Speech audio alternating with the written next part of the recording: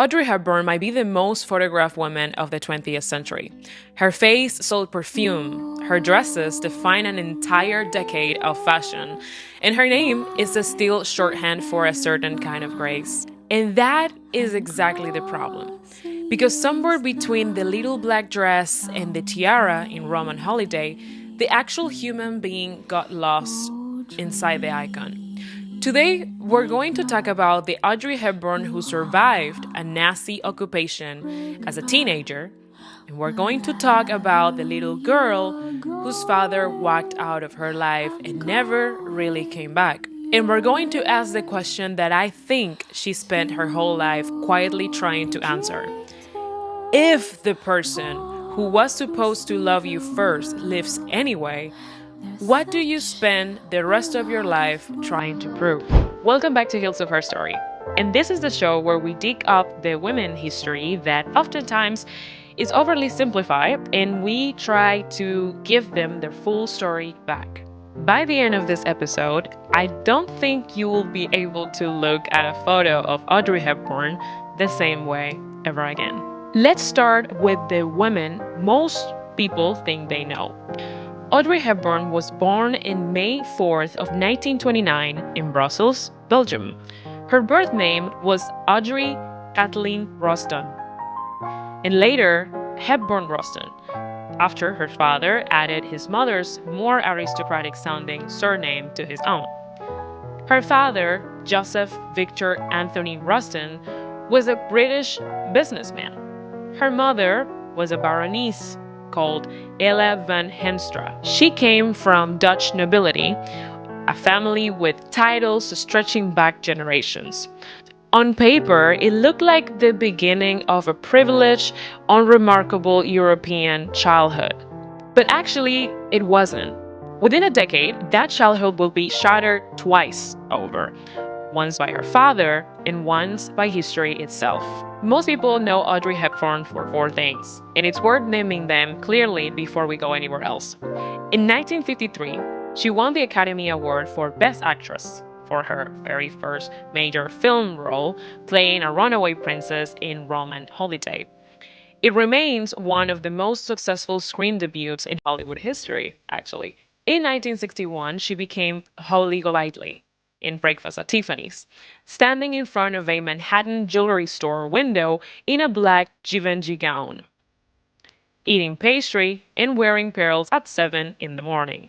That single image is still one of the most reproduced photographs in the history of cinema. And by the late 1980s, she had walked away from the red carpet almost entirely to become a goodwill ambassador for UNICEF, traveling to famine zones in Ethiopia, Somalia, Sudan, and Central America. Often in the same simple clothes she'll wear to a village clinic instead of a premiere. That's the highlight reel. That's the version of Audrey Hepburn that ends up on posters and mugs and Pinterest boards, captioned with a quote she may or may not have actually said. Here's what usually gets left out.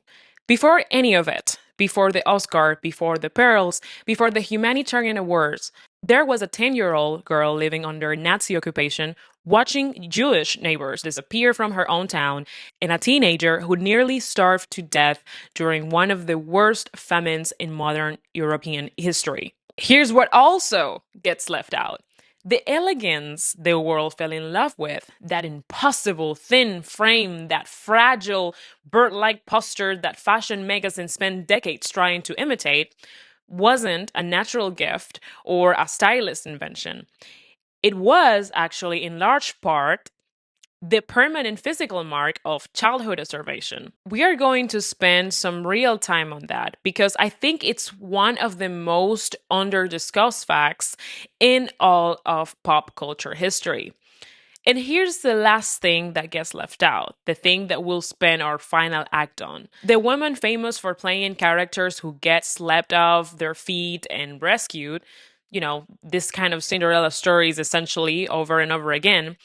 She actually spent her entire adult life quietly, privately certain that she was not enough to be loved for who she actually was. To understand Audrey Hepburn, you first have to understand that she spent her earliest years being quietly shaped by two very different forces pulling in opposite directions.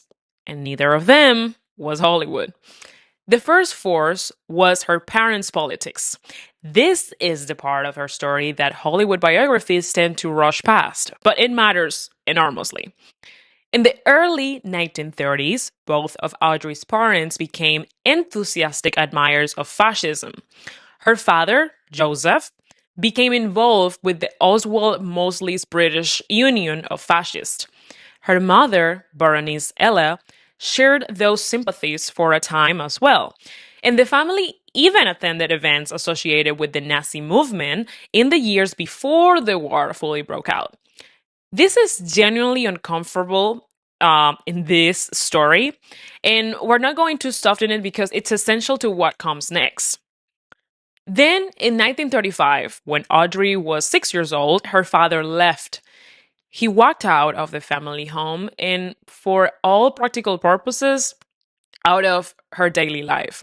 Her mother told her gently that he will be gone away on a trip. But he wasn't on a trip.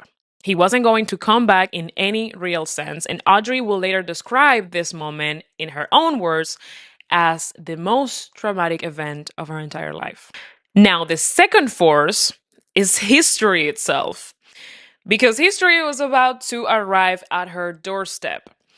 See, after her parents divorced, Audrey split her early years between England and the Netherlands, eventually settling with her mother's family in Arnhem, a city in the eastern Netherlands in the shadow of her aristocratic grandfather's household. In May of 1940, Nazi Germany invaded the Netherlands. Audrey was 11 years old, and her mother woke her that morning with four words that Audrey will remember for the rest of her life. Wake up, the war's on. At first, the occupation was almost deceptively gentle because German soldiers behaved politely, hoping to win over Dutch public opinion. And, the daily life for a while looked almost normal. Audrey even continued her ballet lessons, showing her real talent and passion for dance from a young age, but that calm didn't last, unfortunately. As the occupation continued, the Nazis revealed exactly who they actually were. Jewish families in Audrey's town were rounded up, and she will later recall watching Jewish men, women, and children peer out from cattle cars at the local train station. Her own family was not exempt from the war's violence either.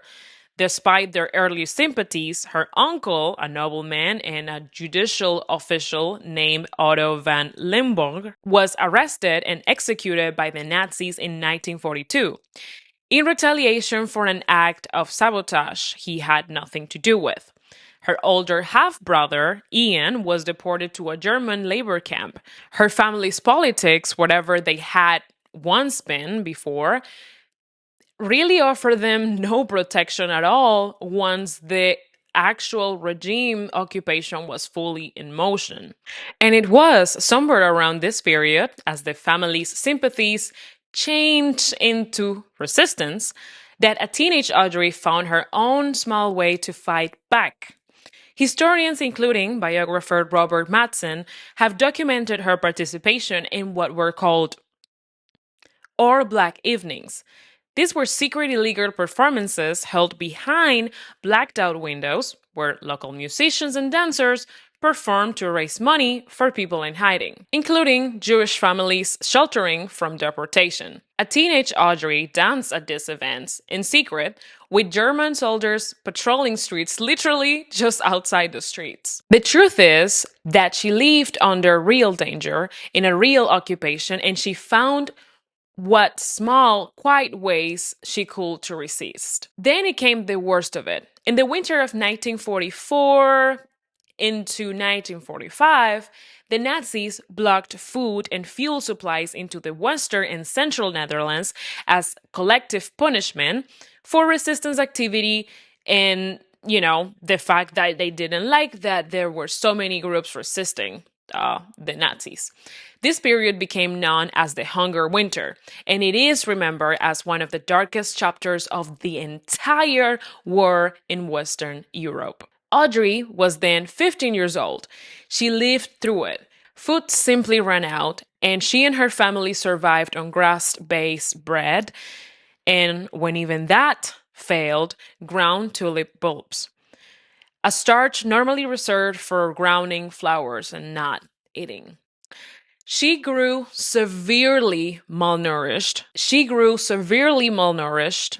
And developed anemia and respiratory problems, and later described herself quite plainly as having nearly starved to death. In April of 1945, Canadian forces liberated her town. Audrey will later say that the day of liberation was the day she had her very first cigarette. And this is a small, almost throwaway detail that tells you everything about what relief felt like after 5 years of occupation and one winter of near starvation. She emerged from the war at 16 years old, having lost her uncle to execution, having watched neighbors disappear into deportation trains, and having nearly died of hunger herself, and having permanently physically changed.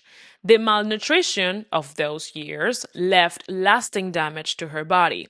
It's a major reason her dream of becoming a professional ballerina eventually collapsed. And it's a detail we'll come back to directly because the body the war left her with is the exact body the fashion world will later celebrate as an aesthetic ideal. This is the actual history soiled Audrey Hepburn grew out of. Not a soundstage, not a fitting room at Givenchy. It was actually a house with blacked out windows, a train station where families disappeared, and a winter with nothing to eat but flower bulbs. Here's the dichotomy I want you to sit with for the rest of this episode. The fantasy of fragility versus the reality of endurance. Audrey Hepburn became almost instantly the 20th century defining image of delicate femininity. Fashion writers describe her as elfin, bird-like, ethereal, a woman who looked like she might float away if you breathed too hard in her direction. Designers built entire silhouettes around her frame. An entire aesthetic ideal built on the appearance of fragility was constructed in her image and sold to millions of women for decades. And almost none of it was actually about fragility at all. It was about hunger, for goodness sake.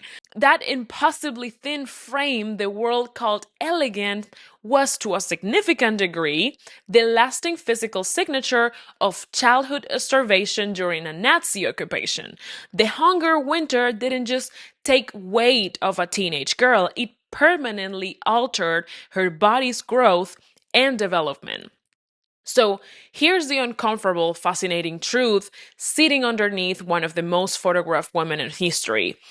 The aesthetic the war experienced as pure, effortless grace was actually the visible residue of trauma. Millions of people for decades aspired to look like a body shaped by wartime famine, without having any idea that's what they were aspiring to. And it goes even deeper than the physical because the persona itself, soft spoken, delicate, easily overwhelmed, sat directly on top of a woman who had already, by the age of 16, watched a genocide unfold outside her window, lost family members to execution, and survived a starvation that killed other people in her own town. This is not a fragile person's biography. This is a survivor's biography dressed quite literally in the costume of fragility. Think about the roles that made her a star. For example, Roman Holiday is a princess who needs rescuing from her own life, guided by the streetwise man who shows her the world. Sabrina, A chauffeur's daughter transformed by Paris into someone worthy of being swept off her feet by a wealthy man. A flower girl literally re engineered syllable by syllable into someone acceptable to high society by a powerful older man. Do you see the pattern here? Hollywood kept casting Audrey Hepburn as a woman who was fragile, incomplete, or unrefined until a more powerful figure, almost always, almost always older and almost always male, completes her, elevates her, or rescues her. It was, in some sense, the industry's fantasy projected directly onto a woman whose actual life story was the opposite. A girl who had already rescued herself and other people through a war with no one coming to save her. So, which one is true? Is Audrey Hepburn the fragile, ethereal creature the world fell in love with? Or is she the steel-willed survivor of a Nazi occupation who danced in blacked-out rooms and ate flower bulbs to stay alive? I don't think this is a question with a clean answer, and I think that's exactly the point. I think Audrey Hepburn spent her entire adult life performing fragility professionally, brilliantly, for a fee, while privately being one of the most quietly resilient women of her generation. The dichotomy isn't contradiction of her character. It's the central fact of her entire public existence. The world paid her a fortune and fame for pretending to be exactly the kind of woman that her actual biography proves she never was. There's a philosophical question buried in there that's bigger than just one actress, too. How much of what culture calls beautiful or graceful is actually just trauma, dressed up and admired from a safe disguise?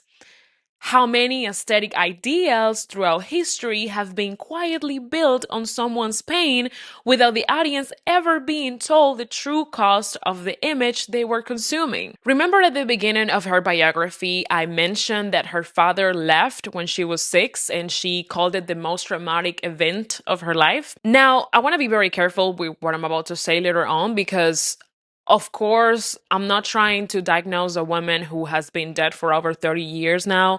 What we are trying to do here is look at her own words, the documented pattern of her choices, and the observations of the people who knew her the best, like her sons, her biographers, and collaborators. And ask what story that evidence tells. And the story it tells is remarkably consistent: a lifelong relationship with abandonment and a lifelong attempt to make sure it never happened to her again. In her own words later in life, Audrey described her father's departure in stark terms, a trauma that left, in her phrasing, a very deep mark, one that left her feeling insecure for the rest of her life. She recalled her mother sobbing through the night after he left, and she remembered as a small child trying to simply be present with her mother's grief because there was nothing else she could do. That is the emotional environment she grew up inside. From the age of 6 and forward, a present aching absence where a father should have been. Here's what makes everything even more layered. Despite everything, despite the fascism, despite the abandonment, Audrey never actually cut her father off. She stayed in contact with him for the rest of his life. Decades later, as an adult with her own income, she tracked him down, wrote him letters, and reportedly sent him money. That detail matters enormously if you're trying to understand her psychology rather than just her biography. A person who has truly given up on someone doesn't go looking for them decades later. What that detail suggests is a child's hope that never fully died in the adult, a quiet persistence belief that if she could just be good enough, successful enough, lovable enough, the return she'll be waiting for since the age of 6 might still eventually happen. Now, watch how that pattern plays out in her adult relationships because her son, Sean, later observed that his mother seemed to search for partners who felt more like a father figure than a husband. Her first husband, Mel Ferrer, was older, protective, and by most accounts, controlling of her career in ways she largely accepted. This is a documented pattern that therapists who study attachment will recognize instantly.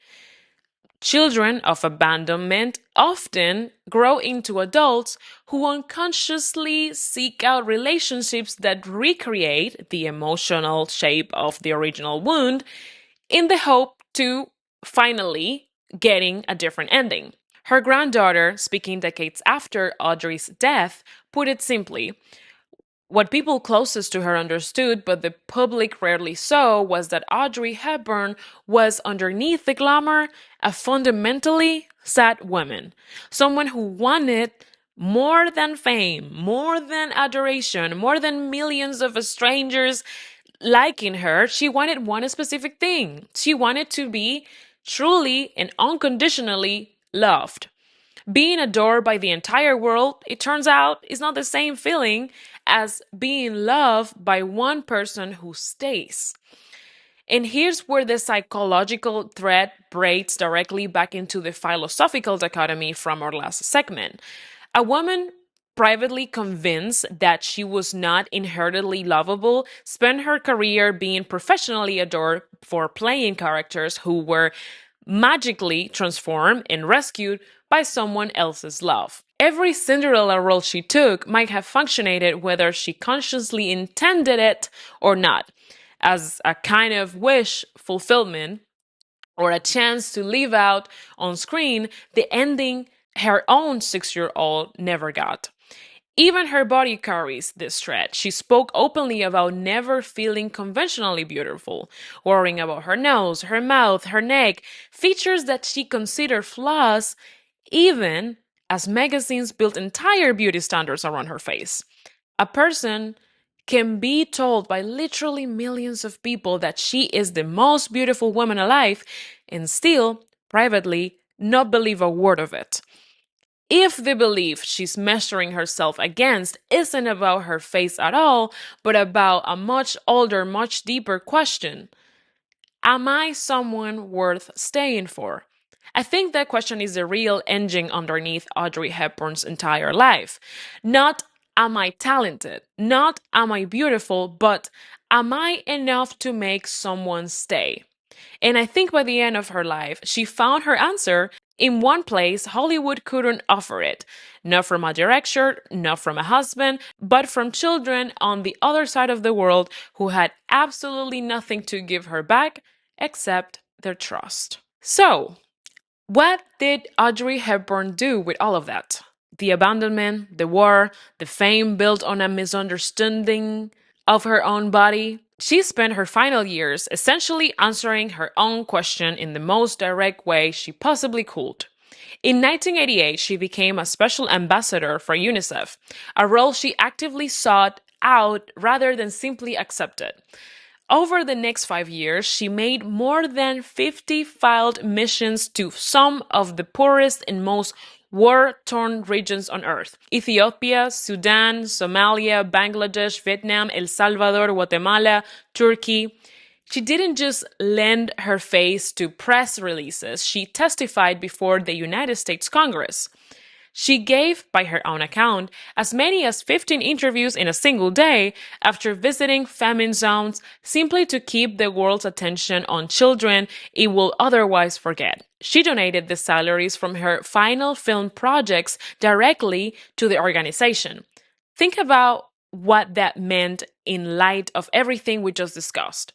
A woman whose defining childhood wound was watching adults fail to protect her, failed to feed her, failed to stay, spent the last years of her life traveling to famine zones specifically to make sure other children weren't abandoned the way, in her own private accounting, she once felt she had been. That is not a coincidence. That is one of the most direct, almost unbearably poetic through lines in celebrity humanitarian history.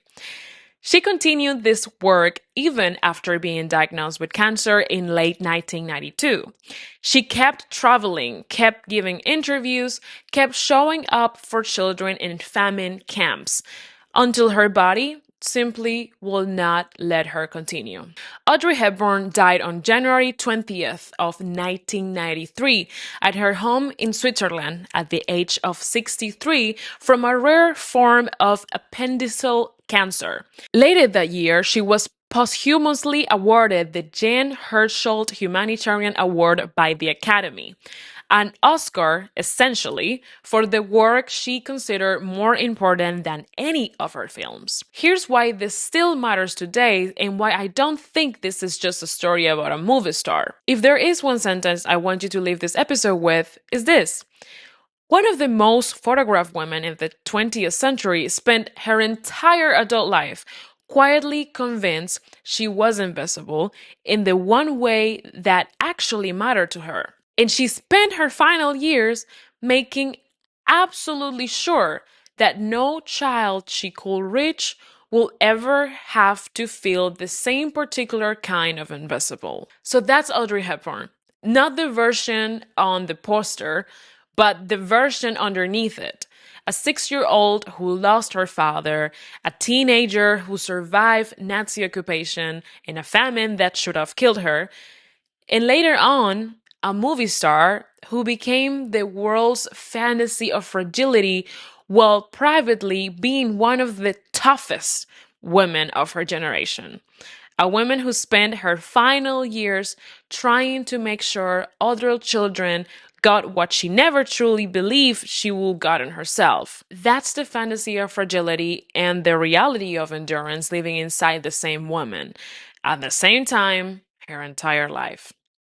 If this episode changed the way you see that photo of her outside Tiffany's, that's actually what this channel is for. Make sure you hit subscribe. Let me know in the comments if you knew about her story. And if there's any iconic women in history that you would like me to talk about, please let me know and I'll be more than happy to make a video about them. See you on the next one. Bye-bye.